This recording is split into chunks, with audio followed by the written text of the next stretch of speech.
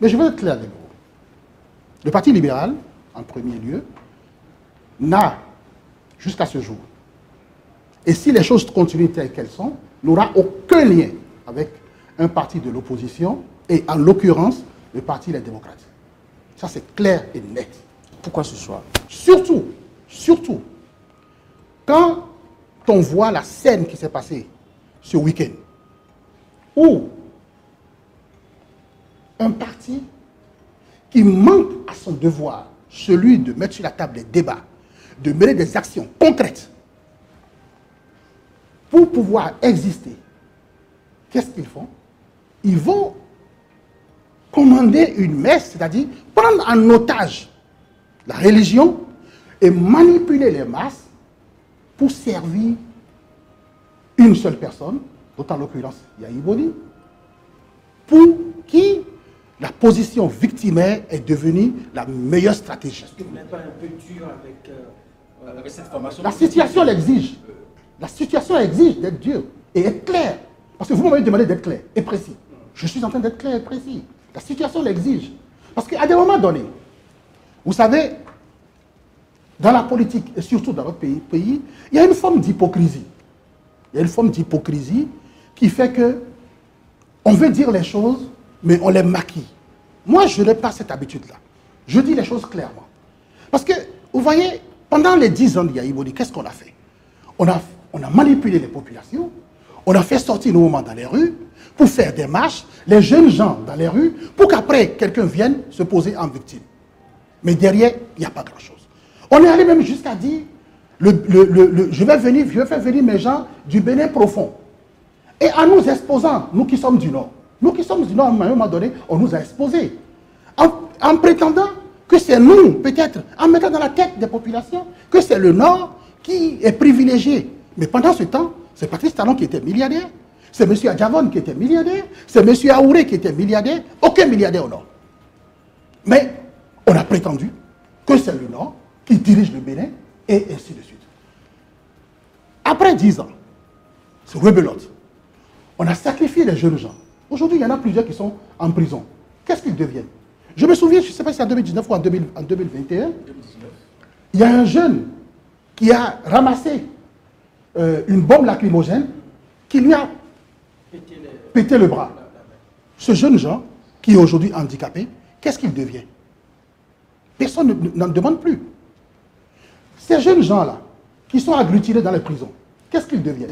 L'opposition accuse le gouvernement. De quoi? De militariser les rues. Quand vous voulez faire un coup d'État par la rue. Vous dites quoi? Quand vous voulez faire un coup d'État par la rue. Qu'est-ce que vous faites ça? Si moi je suis... Est-ce que vous pensez que si demain moi je suis au pouvoir... Vous pensez que ces événements que nous avons vécus en 2019, c'était un coup d'État qui se préparait? Moi je pense que si on avait laissé ces jeunes gens un parti plus loin, ils auraient pris le pouvoir par la rue. Je ne suis pas en train de dire donner un blanc-seing à Patrice Talon là-dessus. Non, ce n'est pas mon objectif. Parce qu'il y a quand même un état de fait. Mais avant 2019, souvenez-vous, Patrice Talon n'avait pas entamé toutes ces réformes qui sont aujourd'hui chrysogènes.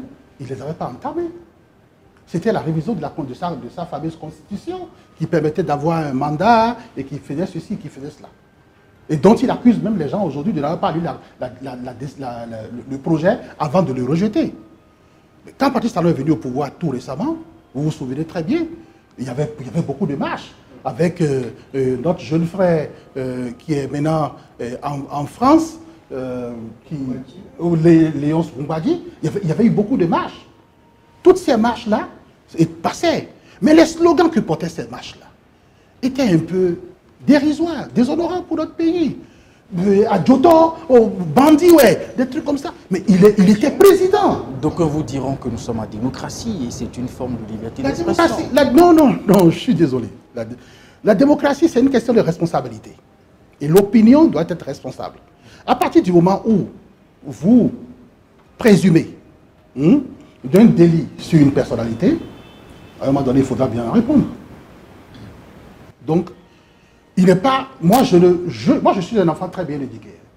Ma mère, père, son âme, m'a très bien éduqué. Et en aucun cas, je ne prône la violence, la haine, contre une personne même que je ne connais pas. Après ça, je ne connais pas. Alors, pourquoi est-ce que, pour revendiquer quelque chose, je ne dis pas la chose et je dirais, c'est un voleur, c'est un bandit, mais non. Ce monsieur a des enfants aussi. Il a une famille qui regarde la télé, qui va se dire à un moment donné, mais qu'est-ce qu'il a fait autant, notre père? Alors, si M. Richard Boni-Oro, si fait sortir Rekia Madougou de la prison, on n'a pas fait une messe, ça vous dérange? Si dénoncer, aller dans les rues pour marcher, tenir des slogans assez durs, ça vous dérange? Vous pensez que dire à Jotawe, ça veut dire c'est pour faire sortir Rekia Madougou? Non, mais parce que... Non, permettez-moi de bien comprendre. Permettez-moi de bien comprendre. Non, mais vous avez dit aussi sortir dans les rues. Parce que moi, ce que je dis, j'ai fait partie des premières personnes, dès qu'on a mis Rekia Madougou en prison, à mobiliser des personnes. J'ai même, à cette époque-là, édicté, fait rédiger une demande de liberté provisoire par un notaire et j'ai envoyé à plus de 2000 citoyens au Bénin. J'étais encore au Canada, hein, pour demander, et ces citoyens, c'était pas Rekia, c'était ni Joël Aïvo, ces citoyens ont signé ces demandes-là et ils ont joint à cette demande leur carte d'identité et nous avons compilé tout ça et que nous avons déposé au ministère de la Justice, au Palais de la République à Patrice Talon ainsi qu'au tribunal pour demander la mise en liberté provisoire de Rekia Madougou. Moi, je suis quelqu'un, je suis friand des procédures. Je ne suis pas dans la haine. Je suis dans la responsabilité, je suis dans la nuance et dans la complexité. Je ne pense pas que pour des personnes qui vivent, hein, que aller à l'église, faire une messe d'action de grâce, je ne pense vraiment pas que ce soit pour faire sortir Rekia Madougou. Je pense que ça sert les intérêts politiques d'un clan en particulier. Je pense que c'est ce qui se passe. Les démocrates aujourd'hui, depuis qu'ils sont nés, je ne suis même pas sûr qu'ils veuillent que Rekia et Joël sortent. Parce que si Rekia sort... Mais dès que Rekia Madougou sort de prison aujourd'hui, le parti démocrate va s'imploser. Parce que Rekia, soit elle prendra le contrôle du parti, soit une partie de ce parti va l'assumer. La présence du parti le libéral, le libéral sera au rendez-vous? Mais bien sûr, c'est l'objectif d'un parti politique. Quand un parti politique est créé, pourquoi est-ce qu'il est créé?